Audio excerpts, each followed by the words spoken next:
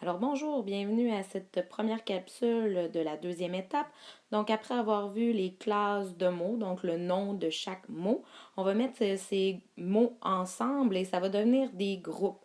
Alors le premier groupe qu'on va voir, c'est le groupe nominal ou encore le groupe du nom et on va l'appeler le GN lors des abréviations. Il y a une chose bien importante à se souvenir, c'est que le noyau du GN est le nom, d'où le nom groupe du nom. Il y a deux sortes de GN. Premièrement, il y a le GN minimum qui est composé soit du nom seul ou encore du déterminant qui est toujours placé à la gauche du nom. Par exemple, Mathieu est un nom propre, donc il est seul dans son groupe du nom. Judo est aussi un nom. Il y a le déterminant le. Donc, le judo est un groupe du nom. Les groupes du nom peuvent être étendus, c'est-à-dire composés du nom, bien sûr, et son déterminant, mais aussi de plusieurs expansions. En fait, des expansions, c'est un mot ou un autre groupe de mots qui sert à compléter le nom. Donc, j'ai mis ici au centre le nom et le déterminant qui sont essentiels pour avoir un groupe du nom. Et j'ai mis autour les expansions possibles. Donc, tout d'abord, vous savez depuis plusieurs années que le nom, le déterminant et que le groupe adjectif peuvent former le groupe du nom parce que l'adjectif va servir à compléter le nom. Par exemple, ici, chien, c'est le nom. Idéalement, on n'inclut pas le verbe à l'intérieur du GN. Donc, on se demande comment il est le chien. Il est grand, donc c'est l'adjectif. Donc, on vient faire une boîte ici avec le grand chien parce que c'est le GN.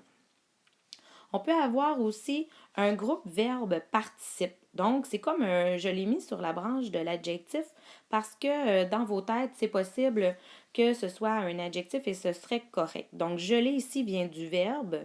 Donc, on a le nom Fiona. On se demande comment elle est Fiona. Donc, elle est gelée sur le perron, qui est le groupe verbe participe. Il sert à compléter le nom Fiona. Alors, ça fait partie de mon groupe du nom.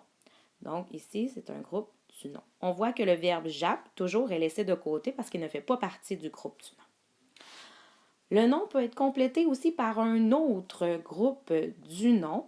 Donc, Fiona, le chien de mes enfants, jappe. Jappe, on peut tout de suite l'éliminer puisque c'est un verbe. Ici, qui est le chien de mes enfants? Donc, c'est Fiona, le noyau du groupe. Comment il est Fiona ou c'est quoi Fiona? Qui est-ce que c'est? C'est le chien de mes enfants. Donc, le chien de mes enfants sert à préciser le nom Fiona. Donc, il fait partie d'un très gros groupe du nom. Et oui, vous avez remarqué, le chien de mes enfants, chien, c'est un nom qui est lui-même complété par une expansion.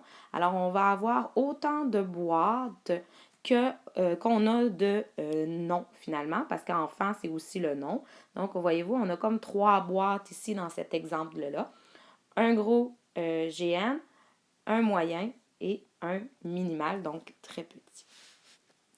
Le nom et son déterminant peuvent être aussi complétés par une préposition.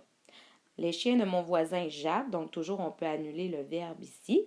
Chien, c'est le premier nom qu'on va analyser. Le chien de, donc on est en présence d'une préposition ici. Mon voisin va compléter cette préposition-là, donc il faut que je l'inclue. Donc les chiens de qui? De mon voisin et donc mon expansion. Alors j'inclus le chien de mon voisin dans mon GN. Une nouveauté cette année pour vous en secondaire 1, c'est les subordonnées relatives. Qu'est-ce qu'une subordonnée relative? En fait, il faut se souvenir que c'est une petite phrase, donc la présence d'un sujet et d'un verbe, dans ma phrase autonome, ma plus grande phrase. Et pour pouvoir entrer ce verbe-là dans mon GN, ben, je vais utiliser des mots-clés, comme si c'était une serrure finalement. Donc, qui, que, dont, où sont les mots à se souvenir, à se rappeler pour pouvoir déterminer qu'on est en présence d'une subordonnée relative. Exemple ici, Fiona qui est belle jappe, voyez-vous, j'ai deux verbes. Donc, il y en a un qui est devant la clé d'entrée qui. En fait, je suis en présence de deux phrases, hein, parce que je pourrais dire Fiona jappe, Fiona est belle, mais puisque je ne veux pas répéter deux fois le mot Fiona, je les fusionne ensemble, donc ça fait Fiona. Qu'est-ce qu'elle a, cette Fiona-là? Elle est belle et elle jappe. Jappe, comme elle n'a pas d'entrée, de clé d'entrée, ne peut pas faire partie de mon GN. Alors, si vous avez des questions, n'hésitez pas à venir me voir. Bonne fin de journée!